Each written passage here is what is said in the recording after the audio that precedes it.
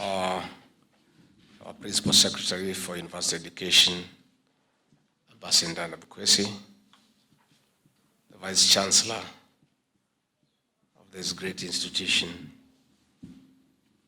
the CEO of the Pharmaceutical Society of Kenya, members of the faculty, invited guests, exhibitors, and innovators, Hamjambo.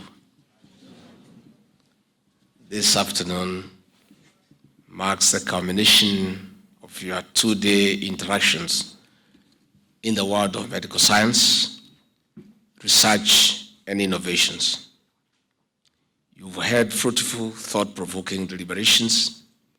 It is my hope that the outcome of the first Kenya Healthcare Innovation Challenge Awards Derby will contribute to strengthening our healthcare system.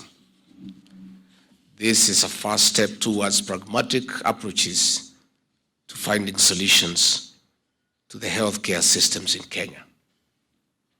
We cannot make reasonable steps forward like other nations in the world who have excelled not only in healthcare but also in the economic spheres, infrastructure, education, agriculture, among others, if we do not pay close attention to generation of new knowledge through research and innovation.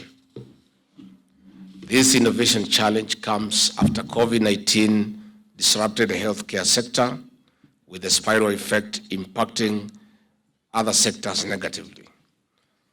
But it taught us that we need to be prepared better through research and innovation. Ladies and gentlemen, indeed, it is for this reason that I wish to congratulate the Pharmaceutical Society of Kenya and the Kenya-UK Health Alliance for encouraging innovation in healthcare through the Kenya Health Innovation Challenge Award.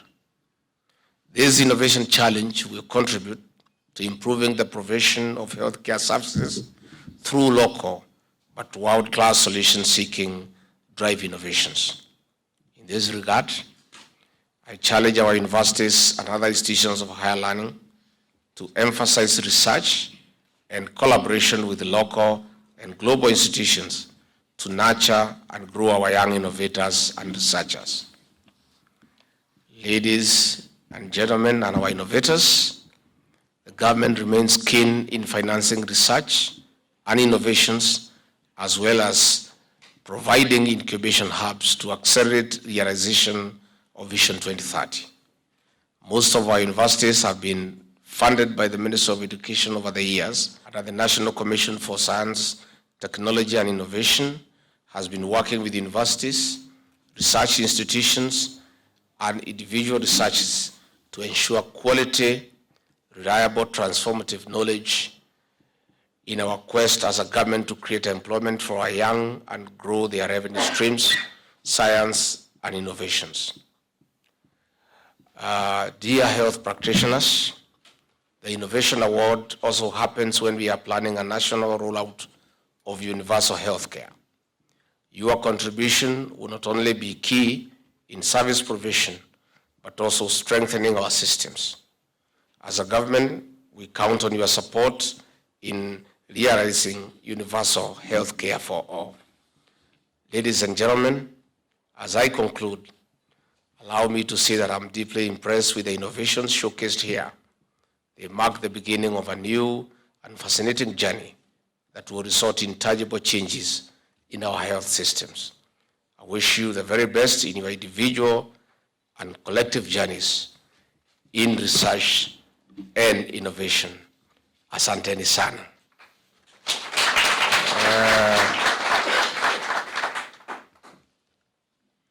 Madam Vice Chancellor, I've never been to this great institution. This is my first day. I just passed here on my way to Nyeri, on the slopes of the mountain where I was born and brought up. I have sponsored many students here, but I didn't know you have such a great and magnificent facility. Congratulations. I'm very impressed. The buildings and the facilities are very well kept, and there seems to be a lot of order. You know, to think well, you need an orderly environment. And I am amazed, and I'll create time to come and visit this great institution. I want to encourage our researchers and innovators that the new world order calls for very serious research and innovation. Those of us who don't want to research and keep up with the times will be left behind to the archaic age. We must move with the times. The world now is a global village. Technology is the in thing. The tech industry is the in thing. And for those of us who won't remain behind, you'll be out of touch with the reality. I want to encourage our pharmacists to also go out the extra mile and invest in establishing pharmaceuticals industries in this country. With this research and innovation, there is no reason for us to continue importing drugs from outside Kenya. And if you do that, you'll be our friends with the president, because anybody who creates a single job is our friend. Because we have 6 million young people out there without employment. So if we create and establish pharmaceutical industries in this country to manufacture drugs and other non-pharmaceutical products, you not only pay tax for our revenue requirements, but you also create employment as well. So I really want to encourage you that we shouldn't rely so much on imports. With research and innovation, we should be able to manufacture our requirements, our pharmaceutical requirements within the Republic. And that way we'll create employment, we'll expand our tax base, and we'll be able to assist the government to fund recurrent and development expenditure. So this conference is welcome. Please continue, be innovative, think and think well, translate the thoughts into something practical, and that will be a good thing for this country. Finally, I also want to take this opportunity to appeal to the Pharmaceutical Society of Kenya. Today, on behalf of the President, I have inaugurated the steering committee